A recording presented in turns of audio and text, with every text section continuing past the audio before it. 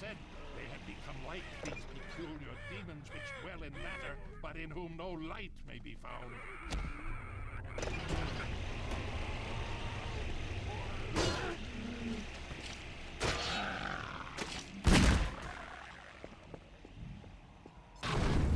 For the days of my sleep, and my bones are parched like ash, and all my bones be as fuel and a fire, until nothing remains but the light.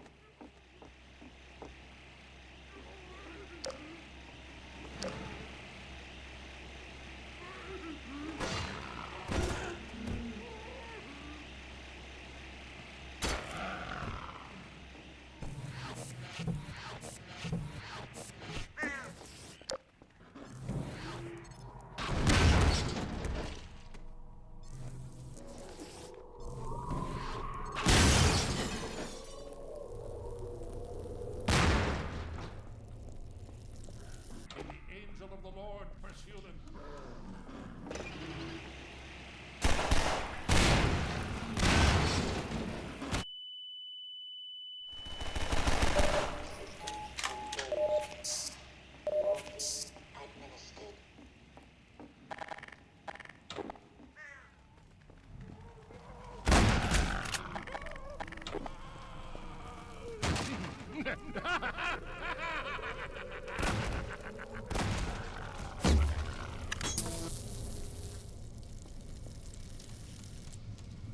But who is this?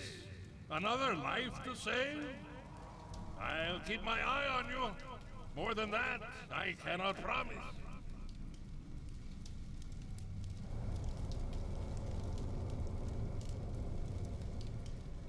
Hi everyone, it's 314 Reactor, and today we're looking at Half-Life 2 RTX. The demo was just released yesterday and I'm just checking it out today. And this has been made by Orbifold Studios, which is some of the people that have also worked on Half-Life 2 VR, I believe, as well. So they've got a lot of knowledge with the engine and stuff like that. And they've put a considerable amount of effort into making assets for the RTX remix renderer that's running over this. Now, I'm running this on an RTX 4090, which I didn't think would be compatible with some of the neural rendering stuff, like the neural shaders and the neural Radiance cache stuff, and RTX Skin, the subsurface scattering stuff, but it turns out it actually is compatible with this, because I was trying it yesterday and I could see that there was indeed subsurface scattering on headcrabs and stuff, and the neural Radiance stuff was actually working, at least according to the menu in RTX Remix that we'll have a look at in a bit. So I thought it'd be cool to make a video on it and see how it runs on the 4090. Now, the only things we don't have access to with a 4090 are things like DLSS 4.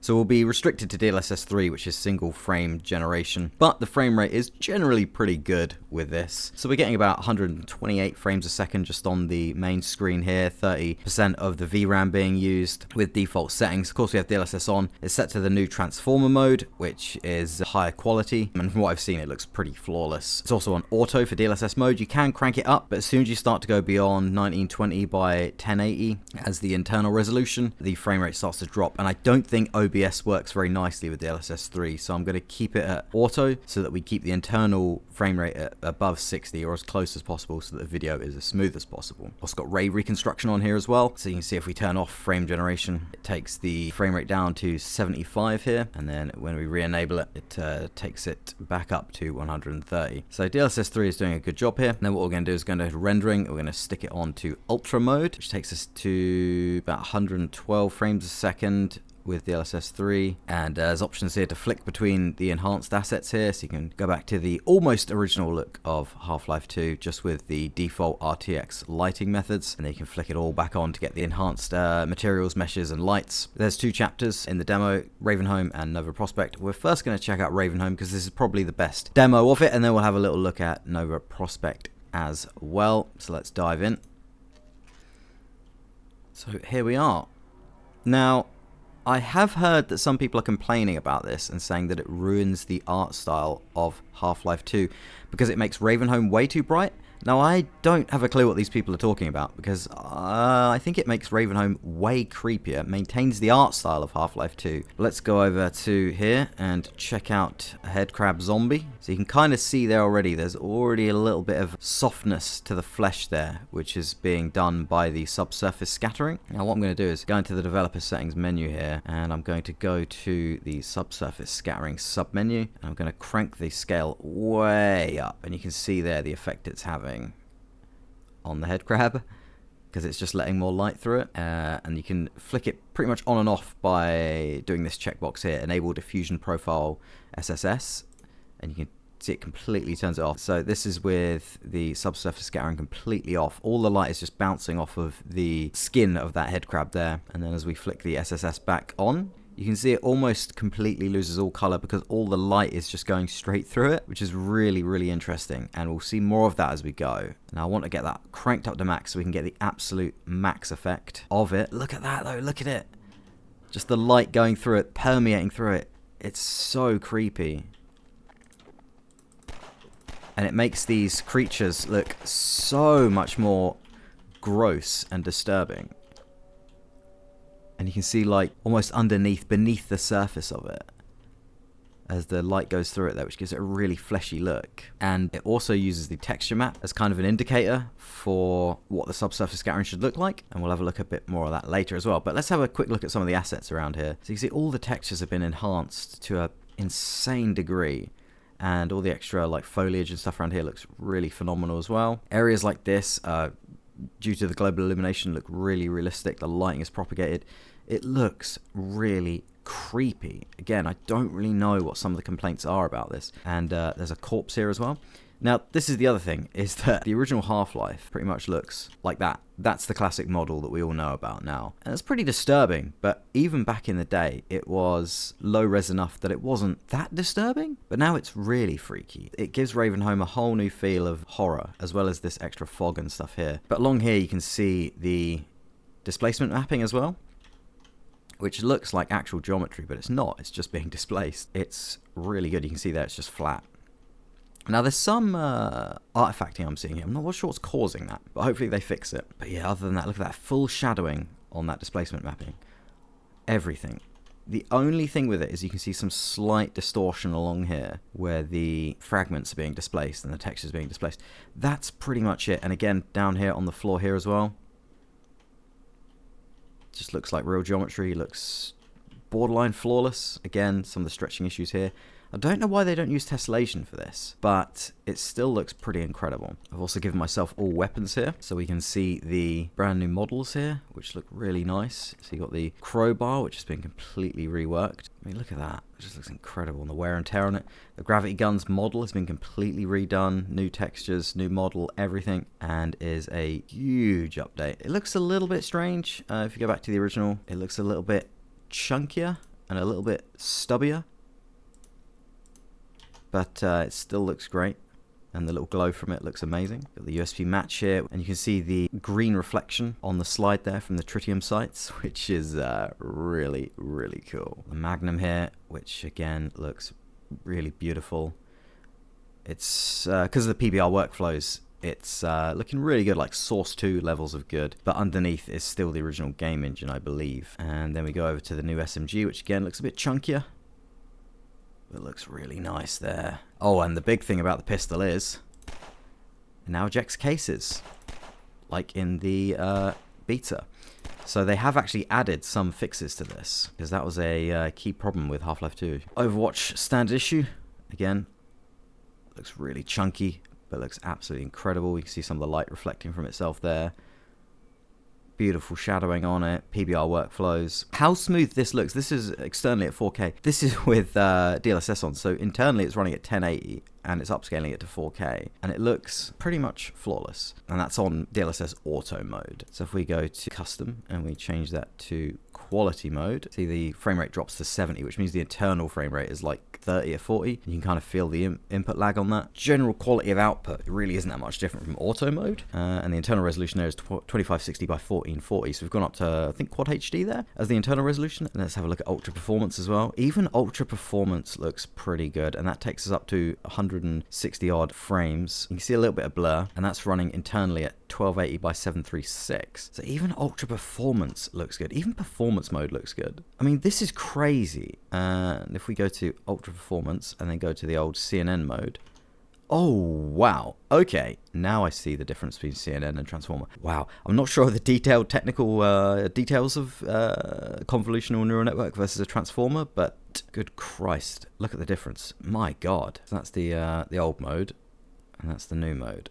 And I think there's only a few FPS drop there. So that's both on ultra performance. Let's put it back on auto mode where it looks really clean, and that's with the Transformer and CNN, and then back to the Transformer. Wow. Yeah, okay, that is clean. And of course got the new shotgun here, which looks real good. Real Jurassic Park style. Crossbow, which looks amazing because you've actually got a proper glow from the rebar there. And there's like a really nice spark when you put it on, and it heats up. The scope looks incredibly good. Got the grenades here, which are still the smoke grenades, but the explosions from them are really good. We'll see a lot of those later. And you've got the RPG here, which looks really detailed with the textures. I mean, that looks really, really nice. Then the Theropod bug bait, which also has the really cool subsurface scattering within it as well. So you can see the light going through it there, and then you can see the light come through the back of it there. So let's move on, see what we can see. We'll keep an eye on the frame rate as we go. And here you can see some of the details on humans, and it is grim. Again, if you go to the original assets here, pretty grim, but again, it's grim in that sort of 2000s video game way where it's not that disturbing. Whereas now, yeah, that's quite disturbing. And the light is so real that it starts to trick your mind into thinking that it's real, and starts to freak you out quite a bit. We disable the AI, you can get a real good look at that subsurface scattering. So as you can see here, you can see the kind of redness here, as you can see the internal organs almost of the head crab with the light going through it. And if you turn it completely off, look at the difference. And I believe this is what they call RTX skin, these settings here. And what you can do is switch off whether the texture map has any effect on the subsurface scattering, and it falls back to the materials for subsurface scattering. And you can kind of see a bit more there of how the light is going through it without the texture map informing it. And it gives it that gooey, organic look. And it's so fascinating how the back, where the light is actually hitting, is actually darker because the light is just going through it and not bouncing off. You can see here we turn the subsurface scattering off, it brightens up massively, and then boom, see-through almost. Let's switch the AI back on. Oh god. Oh god. There we go. And just here you can see the explosions and the fire making a whole lot of light. The only thing, it looks like some sort of Z-buffer issue here where the gun will go through walls and stuff, which is kind of old school. I don't think that happened in the original engine or the original game. That's some sort of odd thing happening with RTX Remix. Oh, I love the subsurface scattering effect. It's so good. RTX skin on. And we'll have a look at Father Grigori later. We can see his lovely face with loads of subsurface scattering. Speak of the devil. Look at that. Look how gooey they look. The CPU is about 50% here. That's quite a lot of CPU. And the GPU is just maxed out. So let's go through here. This is a good hallway to look at the zombies with the subsurface scattering. Let's disable the AI. Get a real good look at that. That subsurface scattering.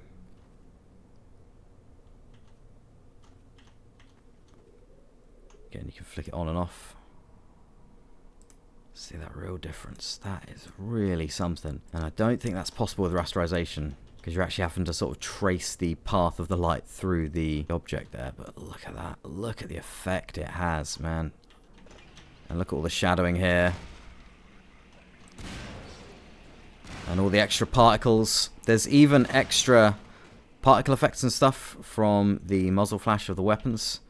That's a really cool thing they've added in. So you can kind of see like extra sparks and stuff coming out the front. Oh, how good does this look?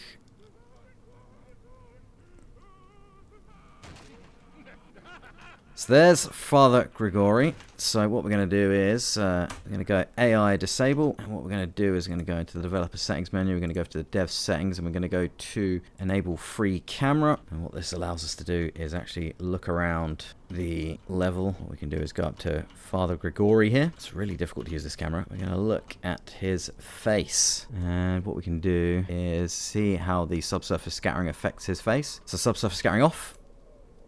Look at the difference there. It still looks really good, but it looks really kind of plasticky. And then when you re-enable the subsurface scattering, you can see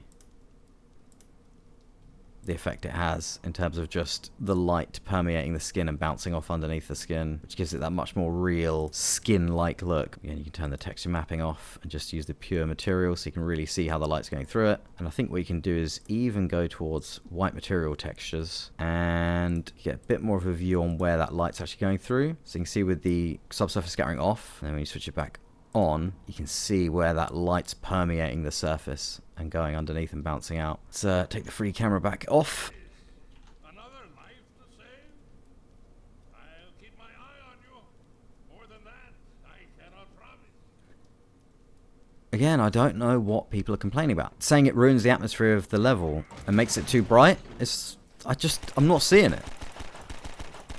I'm just not seeing that at all. It's got the same art style, and it's even more horrifying and scary than it was in the original game.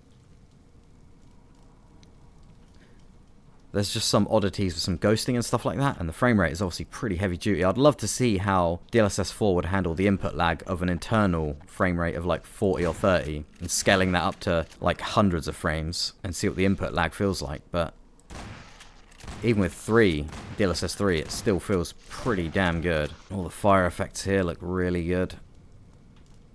And the sort of smoke coming through there. There's some oddities with the smoke, but it still looks pretty damn amazing. And here you can see the shadows coming down from the zombies. I can't remember if that was the original game. I don't know if there's a shadow map there for that. But damn, look at that, and the smoke impact from that. Now obviously, because it's running the original game engine underneath, it's still got all the Source 1 physics jank. So you still get some issues with the physics going a bit wonky sometimes. I mean, just look at the lighting. It's like perfect lighting. Perfect lighting, perfect ambient occlusion, borderline photoreal. So yeah, look at some of these rooms. And then the atmosphere in the background. It starts to really feel like you're there. Whereas, of course, if you go back to pretty much the original look of Half-Life, it feels like a video game. It feels like Half-Life 2. But then you flick all the enhanced assets back on and wait for the textures to stream in, which stream in really smoothly, because I think some sort of new tech about streaming textures in. You can see the low-res textures turning into high-res textures really, really nicely there. Really cool tech. Again, it starts to feel like a real place. And then it starts to feel quite freaky, and you start to imagine the actual situation that Gordon Freeman is in, and it's really quite horrifying. And in fact, if you turn off all the assets, you can see it does actually look bright when you turn off all of the RTX Remix assets. But I think that's because they've had to patch the main game to change the sky so that it works better with RTX Remix. So here it does look too bright. It looks like daytime. But that's with RTX off and the changed skybox. With RTX on, it just looks like Ravenholm, just photoreal. I think the only other thing that the RTX 40 series doesn't have that the 50 series does is the Reflex 2, which also uses neural rendering to increase the input of lower frame rates and stuff, and I'm not sure how that works. I'll have to do some research into that, but the 40 series doesn't have that. So I imagine if you have a lower internal frame rate with DLSS 4, it will help with that sort of input lag. If we go to here, you can go to the neural Radiance cache, and you can see here it's training records. The only thing here is that it says the video memory usage is at 0 megabytes, but I think it is training and it is doing it. And you can see we're at about 98, 99 frames here, and you can turn off Learn Irradiance and include direct lighting, and the frame rate goes down to about 96. And then you flick them back on, and you can see it sort of redoing the raise in the scene, and the frame rate goes up to 99. So I think it is actually doing it. That's what that's doing is neural Radiance cache. NRC is an AI-based based world space radiance cache. It is live trained by the path tracer and allows paths to terminate early by looking up the cache value and saving performance. NRC supports infinite bounces and often produces results closer to that of reference than the second option here, Resteer GI, while improving performance in scenarios where ray paths have 2 or more bounces on average. You can also go back to the old school importance sampled one, and that's just where it's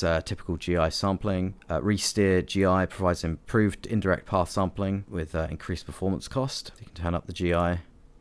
Whoa, that was weird. And then you turn on the neural radiance cache. Oh, that's interesting. The color of the scene looks a bit more like the light is bouncing. Just looks a bit cleaner in here. And wow, that is really cool. You get a little bit better lighting for better performance, and it's actually crazy to think that there's actually a sort of real-time neural net being trained there to sort of determine ray paths. You can essentially, I think, use the neural net to infer where the rays would hit without actually having to calculate all the rays, and it still provides really high quality. Just love how these metal textures look. Just look absolutely phenomenal. So there we go, some of the janky source physics. Oh my god. Oh my god. There we go. I believe also that neural shaders are where you're compressing shader code down into like a neural net and then using that to infer what the color of a pixel should be, rather than having to run all the shader code, which is crazy as well. I'm not sure whether that's compatible with the 40 series, because I think the Blackwell 50 series has Tensor Cores Gen 4 and AI Cores Gen 4. So I don't quite know whether the 40 series can do the neural shaders or not. But again, that results in better performance. So I can imagine in future you'll be training a game on how it should look via a path tracer, possibly even in real time, and then using that to make a neural net, and then using that neural net that's been trained on the path tracer to then determine or infer where rays would go, rather than actually having to hard calculate all these rays. That's where we're heading. So it's going to be like neural rendered ray tracing, neural rendered path tracing. Anyway, let's freeze the AI here. Again, you can really see that awesome subsurface scouring there.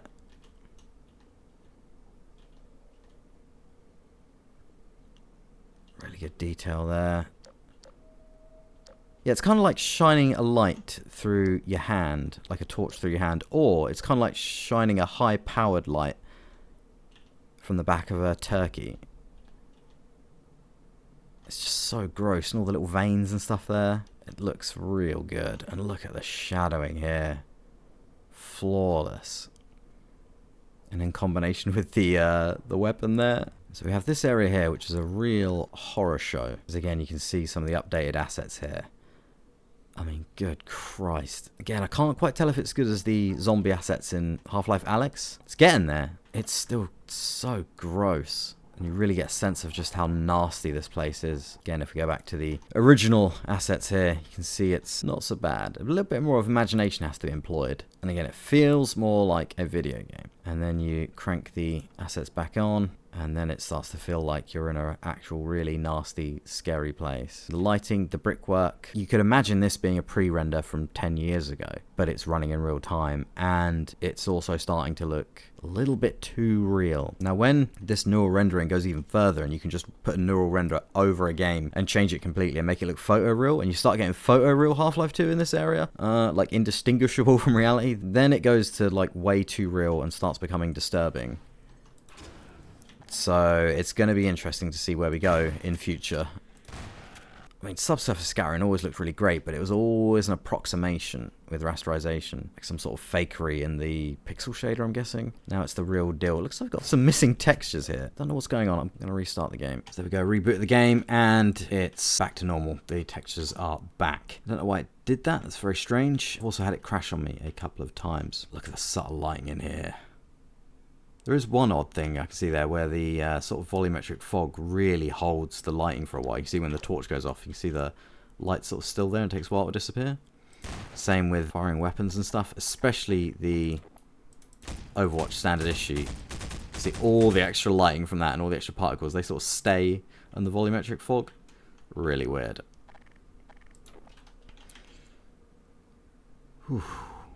Alright, let's move on to another area where I think the subsurface scattering looks really, really amazing. But let's just have a quick look around here actually for a bit and just absorb the atmosphere. Creepy. I mean, look at the lighting in here. It's hard to believe that this is being rendered in real time. There's the important sampled indirect illumination, resteer GI, and then the null radiance cache. Whoa, yeah. Just getting much better bounce lighting. It's much more better light bouncing from in here, sort of into here. Some of the lighting coming through there. It just looks phenomenal. So yeah, I completely disagree with people saying this ruins the art style of Ravenholm. It makes Ravenholm from a sort of scary video game level into a harrowing Half-Life zombie simulation. And here we have a really cool effect there as the shadowing goes through the fence from that fire.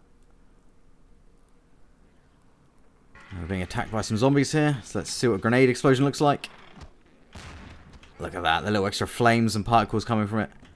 Absolutely amazing. Now this is where the lighting is really beautiful. Very well lit. If we can get a few zombies to come out, we can get them into the light. Freeze the AI. Again, get a really nice look at that subsurface scattering. Really incredible, really gooey. And then with this subsurface scattering off, it's just completely different. Looks kind of rubbery. And then subsurface scattering makes it look much more organic. Then of course you've got horrible stuff like this where it's just bodies hanging that again are starting to look really real. And it's quite nasty, especially with the sort of moonlight bouncing off it there. This really, to me, makes the whole we don't go to Ravenholm thing even more impactful, because it's like, yeah, this place is horrible. There's a little bit of issue with the textures here, as they're not quite stitching together nicely, but hopefully they fix that in the final game. See a lot of screen tearing here as well, because you can't turn VSync on with DLSS 3. Alright, so we've got the AI disabled again. We've got a nice set of head crabs to look at here with the subsurface scattering behind this light here. I mean, the effect is so horrendous. And then you couple that with the fact that there's hints that these people underneath here are still somewhat conscious of what's happening to them. And then increase the fidelity of the graphics like this, and yeah, it makes this way more horrific. Doesn't have as much of an impact on the poison ones. Maybe they'll add that in later. Look at this. I never knew how much I needed this level of subsurface scattering. It's becoming one of my newest favourite effects in video game rendering because it looks really good. And it just adds a layer of realism. RTX skin is awesome. And here we are under more of sort of a blue light. Once again, we can mess around with some of these settings here. So you can change the scale of the subsurface scattering. And turn it completely off. Man, that difference is crazy. So, that is Ravenholm with the enhanced graphics of RTX Remix. And I think, as you can see, it's just mind-bogglingly realistic.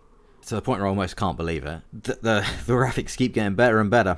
And I'm so glad the major effects are available on the 4000 series. I really want to get 5090. Yeah, the displacement maps here, the textures, the lighting, everything just makes it so much better. I really love this. I can't wait to play the whole game with this on a 5000 series and then really see how DLSS 4 and Reflex 2 really add to the frame rate. And I'm going to look a bit more into neural shaders and stuff like that and try and learn about it. Look at the lighting around here.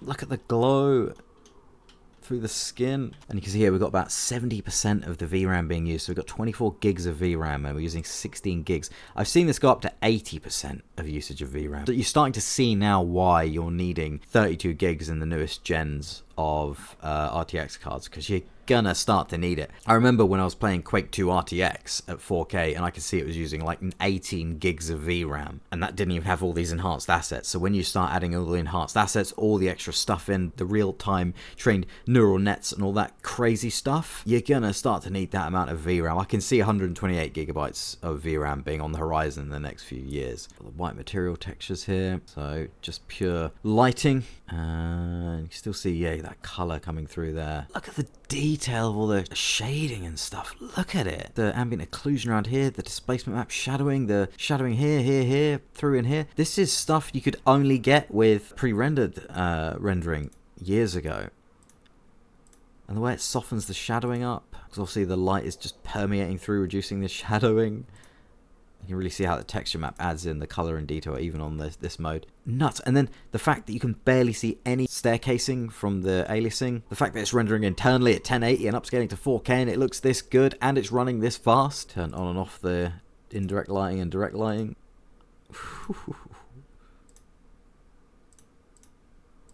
And the way that indirect lighting and direct lighting works in combination with the subsurface scattering. But let's go back to the white material mode here, actually. Go back to important sampled. Yeah, some of the shadowing around here doesn't look as good with important sampled. And then RTXDI. Oh, look at that, little extra details here. You can really see it in the white material mode. So this is important sample. Uses typical GI sampling and it produces noisiest output. So that makes sense. So we've got 125 FPS there. You can kind of see the detail there isn't as great. Which makes sense because they say it's noisy. So we turn on RTXDI. And the increased level of detail. But we're down to 109 FPS. And then we crank on neural radiance cache. We're up to 119 FPS. So it's still lower FPS than important sampling. And let's go to important sampled. And then straight to neural radiance cache. RTXDI. RTXDI has a little bit more detail around these areas. And then neural radiance cache. Slight loss of detail in those areas, but still a little bit better than important sampled. Now, of course, it could be that because it says video memory usage here, it might not actually be using it. I think it is. From everything I'm seeing, it says it's using it. So I think my graphics card is compatible with it. And the fact that I'm changing these settings here and it's changing it, I'm fairly certain. So it looks like the neural radiance cache is really cool, really good, but it could probably do with a little bit of tweaking just to make it look as good as RTXDI, but it does give you 10 FPS up from RTXDI. And I think it looks a little bit better than important sampled. So you're getting a little bit more detail with it. Man, that's some cool technology. We are heading towards neural rendering. And I always wondered if neural rendering was going to render path tracing kind of irrelevant, but it seems the two can work in tandem with each other so that you can basically get a path tracer running to train a neural network within a game, so you don't have to pre-train the game or anything offline and then have that as a neural net that goes up with the driver or with the game. You can just train it in real time using the path tracer on the GPU, on the user's hardware, and then use that to become a neural shader that can then infer what the color of a pixel should be based on the scene that it's been trained on, and then turning shader code into neural shaders. Let's move on to Nova Prospekt. So here we are, and again we can see the lighting is pretty flawless, the shadowing is pretty flawless, and again still looks like Nova Prospekt, but is even more disturbingly real with all these new assets and lighting. And here we can see the detail here, like really realistic leather textures on the shoes here, the cloth textures. I still don't think some of these assets look as good as Half-Life Alyx with Source 2, but it's getting there, and I don't think even Source 2 can compete with the ray tracing of RTX Remix at the moment. Now if they do Source 2 with ray tracing or path tracing, or Source 3 with path tracing, then yeah, I can see it becoming way better than this, but at the moment this has got the edge in terms of lighting and shadowing. Dr. Breen's private reserve. We're going to get a look at some of the water here. This water doesn't look so hot. I wonder if we can go back to the original. Oh no, we can't really, because the original water in Half-Life 2 was really, really good, and it used planar reflections, I believe, to do the reflections and refractions. Now, there's quite a lot of noise on this, as you can see, so it's not quite so hot because the reflections are a little bit ghosty. But when you get up close and you can see, oh god, the janky source physics. When you get up close and that noise sort of dissipates, you can really see where the ray tracing kicks in. And look at that refraction, and then a kind of odd reflection under the water there, and refraction. I think that looks a little bit glitchy, but still looks absolutely incredible. And the lighting going through it, the shadowing going through it, and the lighting through here. Look at this, the lighting down there, through here, around here. And we're still running pretty smooth. Now again, this is running internally at 1080p and upscaling to 4K. And I don't believe there is a single graphics card out there that can run this smoothly at native 4K at the moment, which is crazy. So even the 5090 I don't think can get above 60 FPS running raw 4K with no DLSS. I just hope I can get my 5090 in before they release the full version. Whoa! I also love how different muzzle flash on these look, and the Combine standard issue. Because it looks a lot more colourful, a lot more green. I really like it. I don't know if that's intentional or not. Look at the wood textures here and the detail. Oh.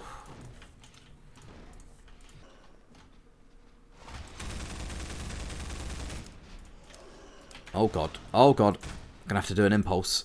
Alright, let's get the secondary fire for this. Oh, look how it lights everything up.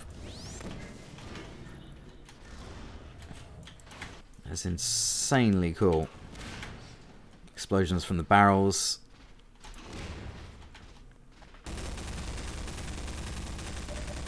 Now, because these are quite chitinous creatures, they don't really have skin. The subsurface scattering doesn't work on these, but it still looks really good. Look at that. Looks so good. Again, don't know if it looks quite as good as the ones in Alex, but still looks incredible. Let's go to a darker area like in here. Look at the lighting coming in and bouncing around.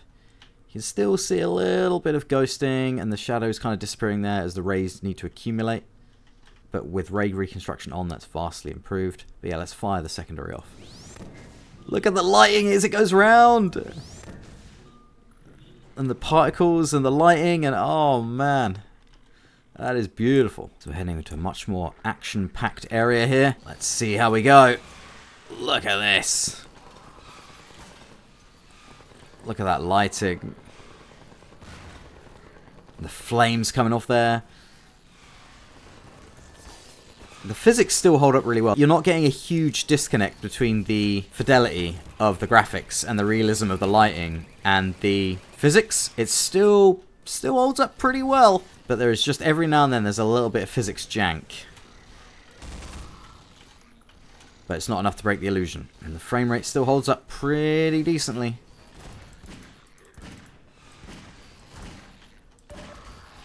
I've noticed that the Combine models there are back to the original ones, where the shotgun Combine don't have red eyes. I think they did an update at some point to change the Combine so that the shotgun ones have red eyes, but this appears to have the original artistic intent. Yeah, I just tried having a look at that Vortigaunt in there with the light flashing on it, see if there was any subsurface scattering, and there was not. So there's a few things that could still do some subsurface scattering to be applied to them, and unfortunately we won't be seeing Alex in Nova Prospekt here because it ends rather suddenly halfway through. And here we can see some glass with some really nice reflections in it. Now this is where the reflections are better than the reflections in Half-Life 2 original, because I don't think there were any reflections on the glass in areas like this. Now they're physically accurate, looks really good, and can even have refraction and stuff on top of it and thick glass effects if they wanted, like in Quake 2. Yeah, you can kind of see the scratches on the glass are affecting the refraction and reflection there. And using planars over all the windows here would just be really performance intensive. So again, just a little bit of extra detail. But of course you can't see Gordon's reflection because he's just a floating hand and a gun. Now this area here is really cool in terms of the lighting. And the way these rebar light up when they fly through the air. Again, really, really awesome. The extra shadowing and stuff from that just looks amazing.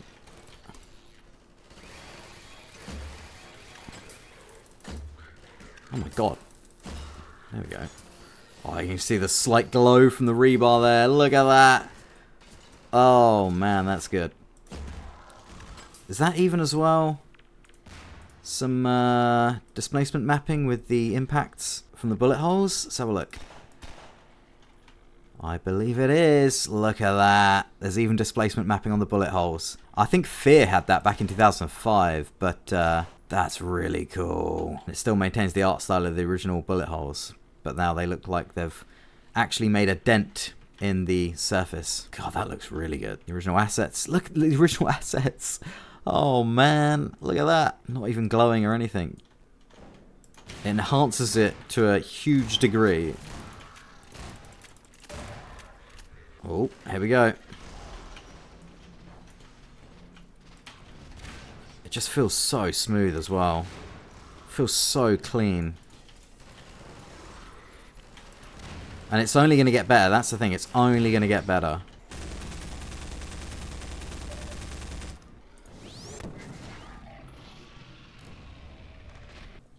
Get a little bit of ghosting here.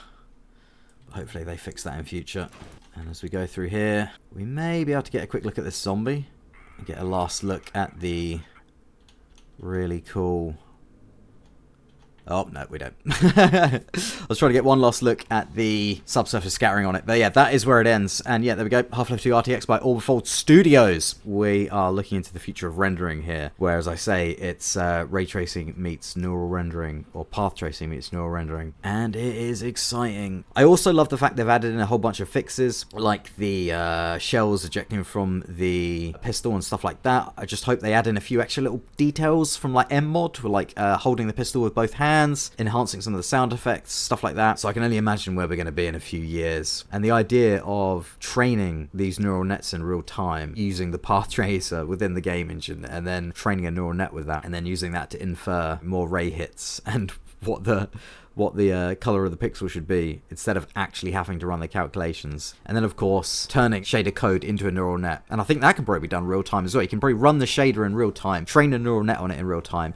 and then instead of having to run the shader code, you just infer through the neural net what the color of the pixel should be from what it's learned. Which, when you get the right hardware on it, that will start to become more efficient than actually running shader code on shaders. Really cool, really good work by Orbifold Studios there. Can't wait to see the full version. Leave a like, leave a comment, let me know what you think. Subscribe, hit the little bell, really helps. There's always a new video every week on video games and technology. Hope everyone's staying safe, and I will see you in the next video.